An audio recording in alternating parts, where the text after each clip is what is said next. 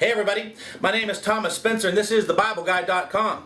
There's been a lot being said in today's news about blood moons, about solar eclipses, lunar eclipses, how it ties in with Jewish feasts and Jewish festivals, how it ties in with the coming of the Lord. Well, I put together this three-part video clip to help condense a lifetime of study into 3 clips so that you can have a basic understanding of what is going on with Israel's end time timeline and how it affects you. Thank you for joining me.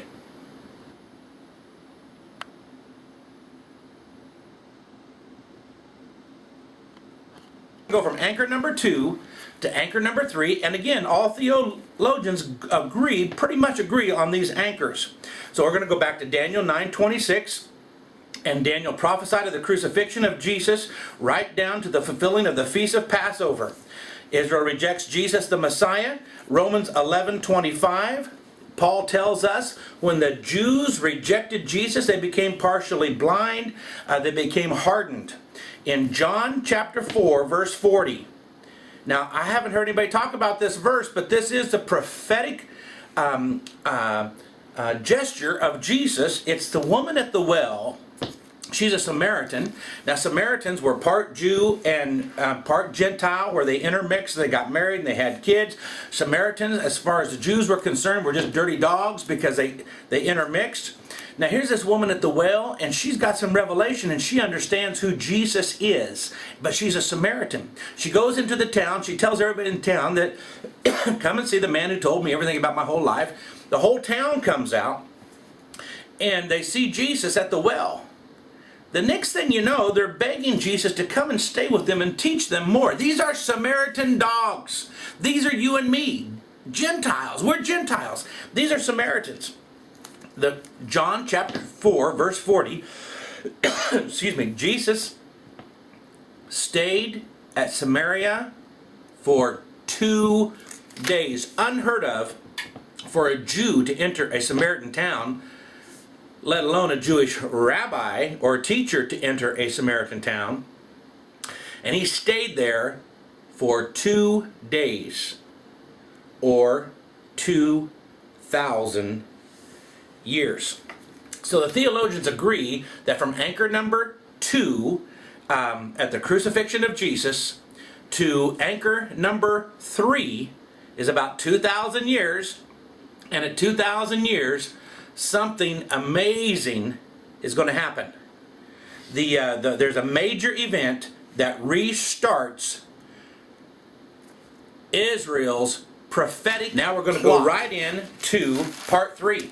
And this is anchor number 3, mainly, and then 3A, and then anchor number 4. What starts the prophetic clock? Well, we read it right here. It's a major event in Daniel 9:27. There's an event of the signing of a covenant between he, who is the Antichrist, and Israel.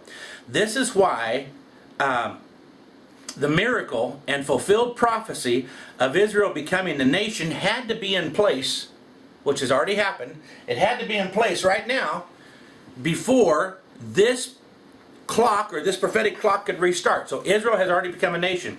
So in Daniel 9:27, so what's going to happen? What's going to start the clock?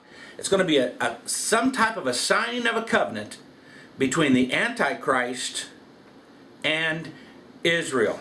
Now, at the same time, you can pretty much hit the book of Revelation, and you can see in the book of Revelation that the white horse, the first horse, the white horse is going to be released from heaven.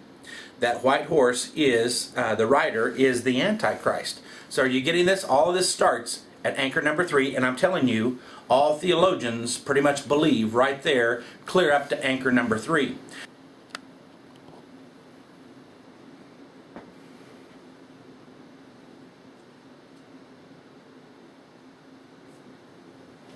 They don't know when it's going to happen, but they know what's going to happen. The signing of the covenant in Daniel 9:27. Now, let's go from 3 to 3A. Actually, let's go from 3 to 4. So we know when that covenant is signed, the clock starts. The prophetic clock that's been stopped for 2,000 years restarts. That prophetic clock starts, and we are going to see now the final 7 years that Daniel prophesied back in Daniel chapter 9. Do you get that so far? Because everybody agrees on this. When that clock starts, it's going to be 7 years. You can mark 7 years, and Jesus Christ is going to return and set his kingdom up on this earth. Jesus Christ is going to come out of the clouds, and he's going to be coming on a horse, and he is going to set up his kingdom. This is going to happen probably in you and I's lifetime. So, that's why we need to understand what the Jewish prophetic clock is all about and when it's going to restart. So, everybody agrees it's going to start on the signing of the covenant between the Antichrist and the nation of Israel. And it's going to go from anchor number 3 to anchor number 4. It's going to be 7 years. At anchor number 4, Jesus Christ is going to return. So, between anchor number 3 and anchor number 4, I have 3A there. That's 3.5 years.